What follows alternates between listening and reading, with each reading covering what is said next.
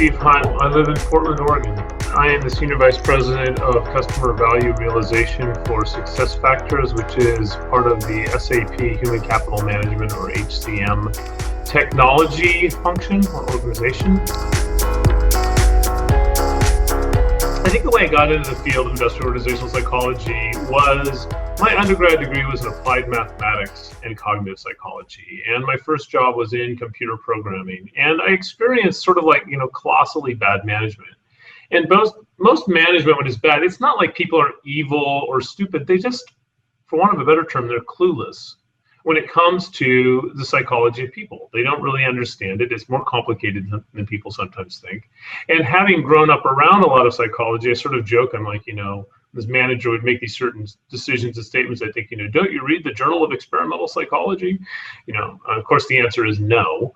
But it made me realize we know a lot more about how to effectively predict and change employee behavior than is used in a lot of organizations. I didn't actually learn about the field of industrial organizational psychology until I was about 24, and I actually worked. I was fortunate to be in a job where I was working with an IO psychologist, and that really just said, okay, this is what I want to do. I went to graduate school. And then as far as sort of the track of my career, it really has been about helping organizations and people make more effective use of psychological science and findings to improve work environments. And the personal motivation for that, aside from I can make a living doing it, which is important, but personally, you can make a living doing a lot of things. The thing that's always motivated me with this is when you look at happiness of people in societies, they sort of say the things that drive people's happiness outside of health and family, it's work. And work impacts your health and your family. So they're completely tied together. So creating better, more productive work environments creates better world environments. It's not good to have bad work environments. It's bad for the employees, bad for the managers, bad for customers, bad for shareholders. It's just bad. And we know so much more about how to create effective work environments than is actually used. And so that's kind of tragedy. You look at like comedies like Dilbert in The Office. Yeah, they're funny, but they're making fun of bad management, and bad management is actually really sad, and it doesn't have to happen. And that's really what's been my motivation. It's kind of understanding how can we create better, more productive, and healthy work environments. And by healthy, that's one of the great things about IO psychology is one of the few places where both what makes a productive work environment also tends to make a healthy work environment. What's good for the company is good for the employee. They tend to join together. That's not true for everything. And so, how do you create that? Now, when I look at my actual career, just sort of to wrap this somewhat long answer to a short question, is I have worked in a lot of different fields of IO psychology since I got my PhD in 1996. And one of the things I started gravitating towards pretty early on was technology, because I really view technology as a way of getting knowledge out of like the Journal of Applied Psychology and into the hands of actual managers that can use it. Technology is a way to disseminate knowledge across wide numbers of people. And it is critical if you really want to take the information we get from IO psychology and actually give it to people in a way that they can use it to improve their lives, increase the productivity of their organizations, increase the engagement of their employees. Technology is critical basically to get that information in the hands of the people that are actually managing other people. So, well, there are a lot, but some of the ones that is really important is where you look at either critical decisions that companies have to make about employees, hiring decision being one of them, promotion decisions, staffing decisions, pay and compensation decisions, very tangible decisions where if you don't get it right, it can have very significant implications. And if you get it correct, if you improve the accuracy of it, it can have very, very positive impact. So like, who do you promote into a leadership position is a great example. So one, critical decisions, and looking for where are those critical decisions that really come down to effectively predicting employee behavior. If we put this person in this job, what will they do? And the other one is critical dialogue. Where are things where these engagement and conversations are really going to affect employee motivation, performance, engagement with the organization? And so things like managerial feedback, setting goals, how managers and employees interact, because we see lots of examples where they don't have effective conversations. It's also even in larger and team places. You know how to get teams to interact effectively, large groups of people. So it really comes down to looking within an organization and say, what are the critical decisions that companies make about people?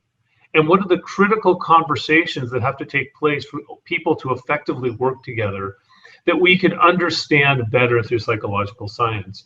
Now, in the actual HR processes, you're going to call those, I really kind of say fall into really basically 4 areas. And I actually wrote a book called Common Sense Talent Management that talks a lot about this sort of, what is the critical stuff you need to focus on when it comes to maximizing workforce productivity. There's processes about getting right people in the right jobs, which is really about defining job requirements and finding candidates, assessing candidates, and matching people to those jobs based on their attributes. So matching the challenges of work to the attributes of individuals. The second big process or processes to make sure people are focusing on the right things. And that's about focusing motivation and attention, largely through very effective goal setting, setting expectations, defining jobs, saying, basically making sure employees understand what it is they're supposed to do, which, as surprising as it may seem, a lot of people don't know. It's a classic complaint from a lot of employees is, it's really not clear to me what they want me to do. And so really getting good at sort of focusing attention and motivation through effective setting of goals, as well as tying rewards to those goals. The third one is making sure people are doing things the right way. And this is about giving people feedback in a way that they can learn so they can be more productive in their job. So things like performance management, 360 feedback, but also compensation and promotion, because those are rewards and recognition that also are a form of feedback. When you see somebody get promoted in your organization, you can learn from that about what's valued by the organization. And that's why things like promotion decisions aren't just important from a staffing standpoint, they're important from a feedback to the organization standpoint. And the fourth one, so sort of getting the right people in the right jobs, people focusing on the right things, people doing things the right way. And the fourth one is making sure people are getting the right development. And by development, experiences. How can people learn from experience? Training is a form of experience, but the most valuable, like job assignments. How can you position job assignments and use that so people acquire new attributes for what you want them to do in the future? And those 4 things, if you think about it, psychology plays a really critical role in getting the right people in the right job, which is staffing, focusing people on the right things, which is aligning organizations through things like goal setting, setting expectations, making sure people are doing things the right way, which is about evaluating people's behavior and giving them feedback either directly through coaching or indirectly through things like rewards, pay, promotion. And last, making sure people are getting the right development, which is about exposing things to new tasks that they can learn from and exposing them in a way that they maximize that learning from that experience.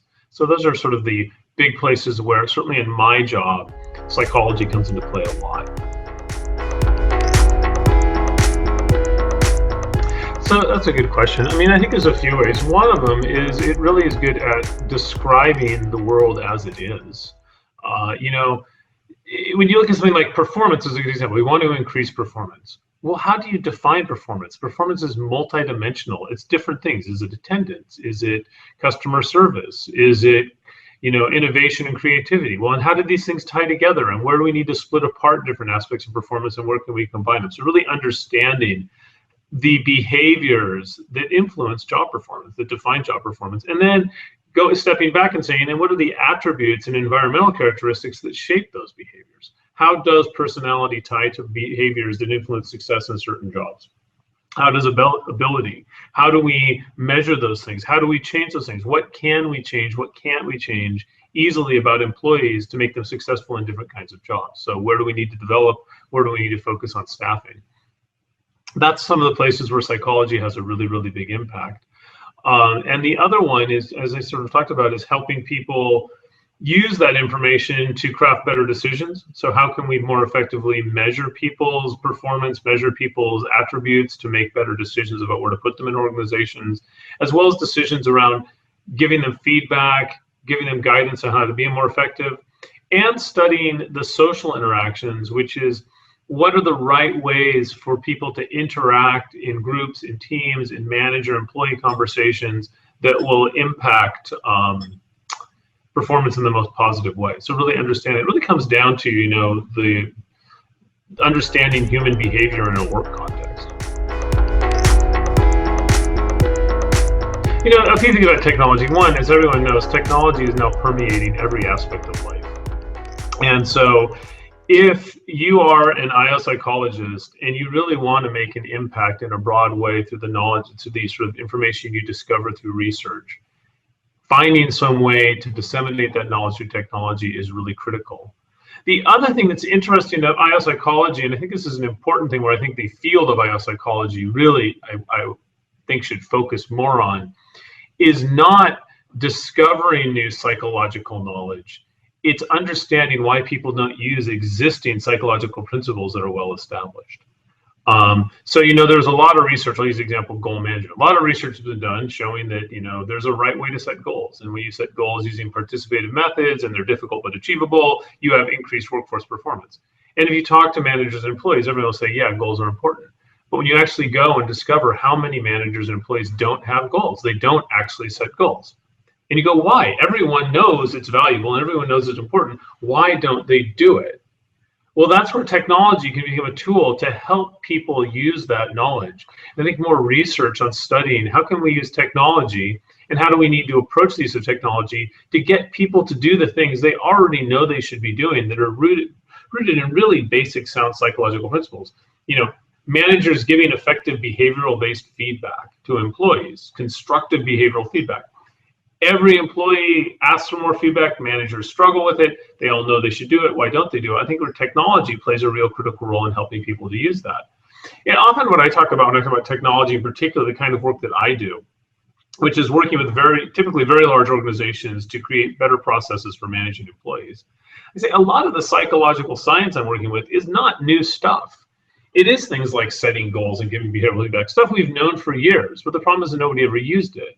And so we're using technology to try to get managers to use this information more effectively. But I sometimes make an analogy between the strategic HR technology I work with in IO psychology to what GPS technology did for maps. We've had maps for a long time.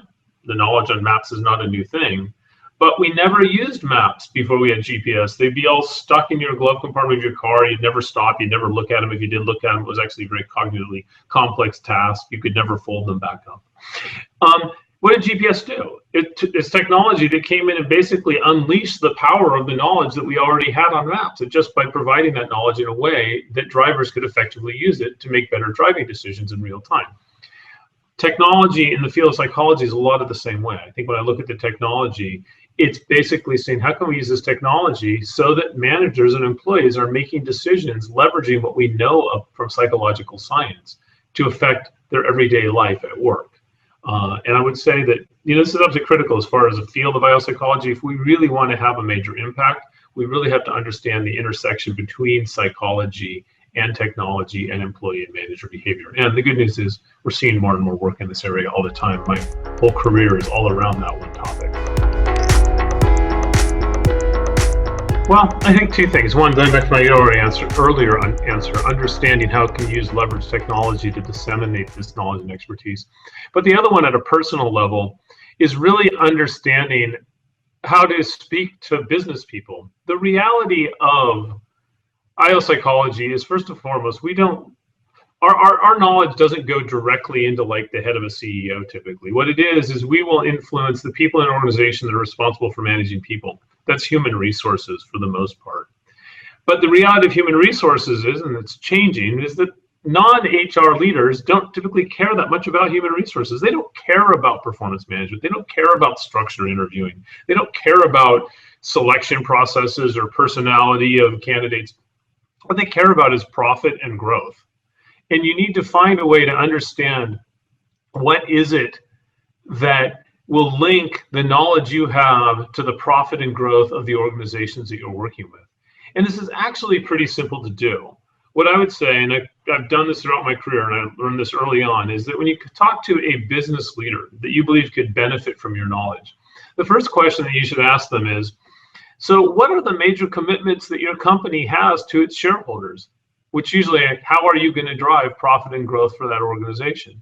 And then they'll say something like, we're going to expand into Asia, or we're going to launch a new product or something like that. And then your next question is, okay, if you're going to launch a new product, what kind of people are you likely to need in the future that you don't have now? Or what are you going to need people to do in the future they may not be doing now? And then the person say, oh, we need to get a more creative workforce, or we need to increase the agility of our existing employees because it's a faster moving market, or whatever. But as soon as they get into that conversation, then you're in the realm of psychology, because it's about what is it you want people to do in the future they're not doing now, or what kind of people do you need in the future you don't have now, which is how do we need to change the behavior of existing employees, or what sort of behavior do we need to predict as you're looking to hire new employees? Now that gets you into the world of biopsychology. But it's really important to have that link, because if you come into a business leader and say, hey, I want to talk to you about organizational citizenship, or, abusive supervisor behavior, or, employee engagement, whatever, they're like, at best, they may have a passing interest. If you come in and say, look, I can help you launch that new product you've got faster to market, they're going to be interested in that. And so we really understand that business leaders don't care about psychology for the most part, but they care very much about what effective use of psychological science enables in terms of workforce productivity. And so you got to make that link. Well, first of all, I would use the broader term performance management. And the thing that makes performance management, of which the performance appraisal is part, is, it's really about making sure that employees know what they're supposed to do in their job, that they're meeting those expectations, that you're coaching them to help them be successful in meeting those expectations, and then you're evaluating what they've contributed and using that to make decisions about their future work, what they might develop going forward, but also decisions about where you're going to allocate scarce resources to build the workforce, like pay, promotions, training that maybe you can't give to everyone.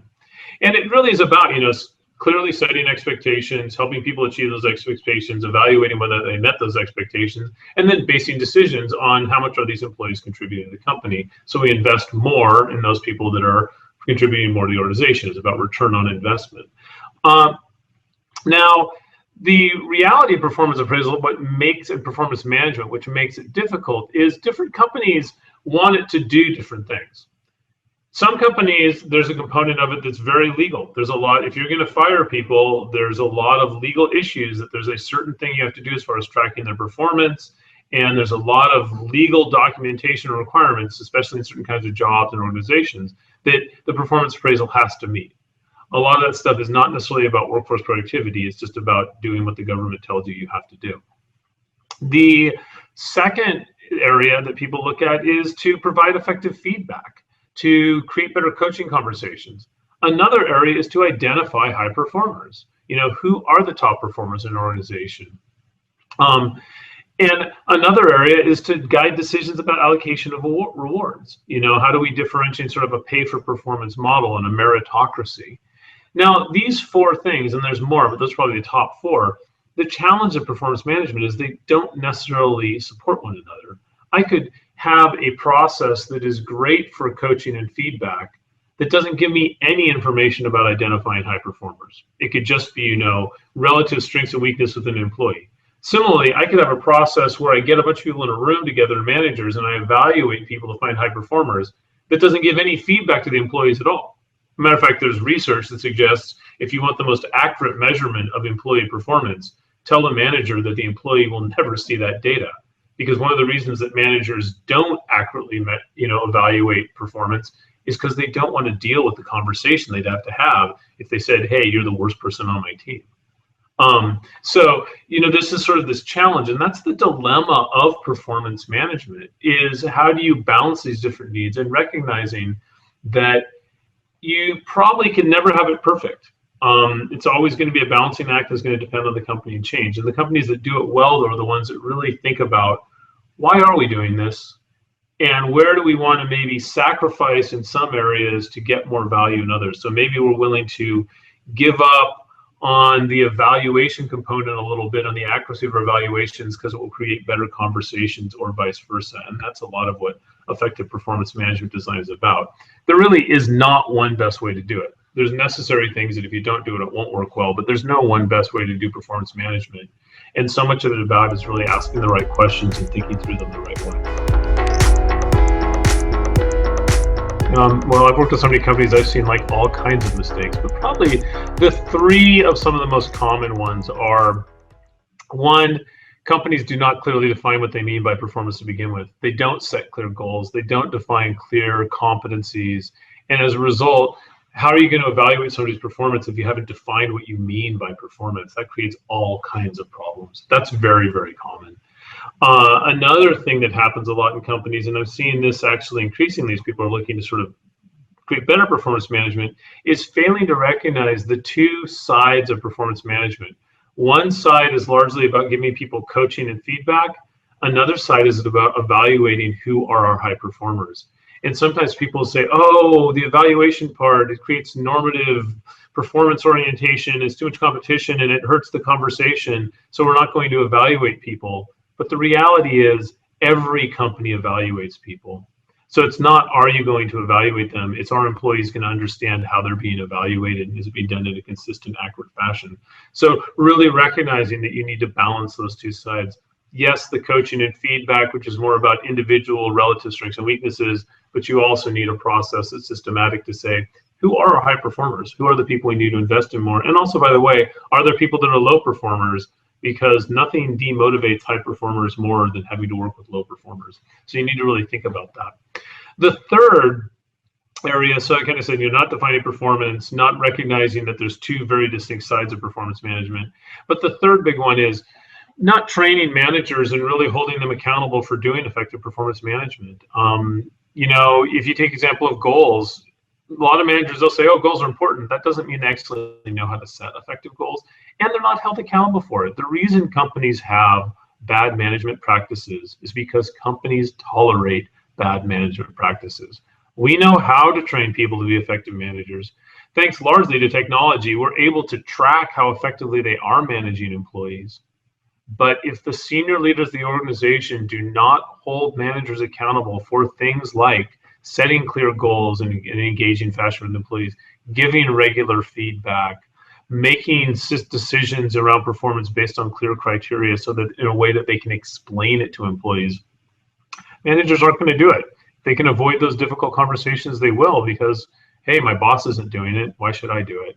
It's not because people are evil or anything. It's just, they've got a limited amount of time. And am I going to invest more time in something that my company doesn't reward? I'd be silly to. So really, companies really need to look in the mirror and say, are we truly holding ourselves accountable in terms of training managers on how to provide effective performance management, and also assessing managers and promoting them and paying them in part on how effectively they manage their employees.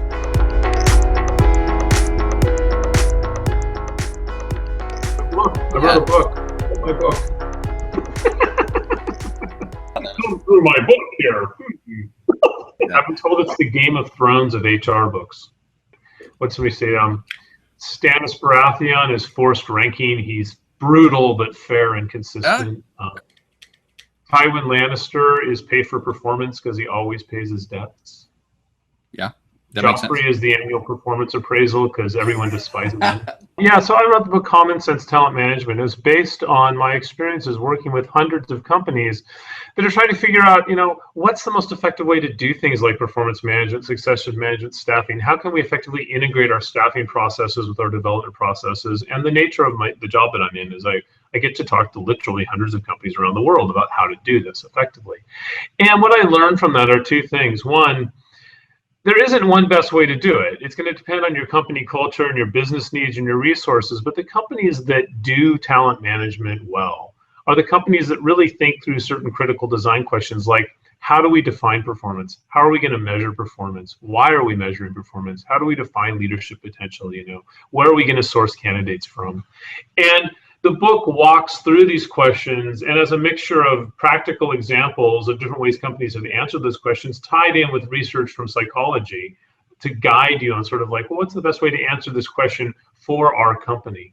The second thing the book talks about, and I see big differences across companies, is how they approach HR in general, which is how do you engage line of business leaders to understand there is a better way of managing people than they have managed people. Every line leader in the world is wrestling with the question of, do I have the people I need to execute my business strategies, and or are the people that I have going to be able to effectively carry out the strategies I need them to carry out? That is fundamentally a psychological question. It depends on effective human resources practices. But a lot of business leaders do not think of human resources and IO psychology as the group that can help them with this. This book walks through techniques and methods that I've seen in organizations where the HR leaders have been able to effectively really build the expertise of, we are the experts in aligning your workforce with the business needs of the organization, and how do you do that effectively? So that's really kind of the book touches on those two topics: design questions for building processes and effective questions and techniques for getting companies to implement and deploy those processes in a sustainable manner.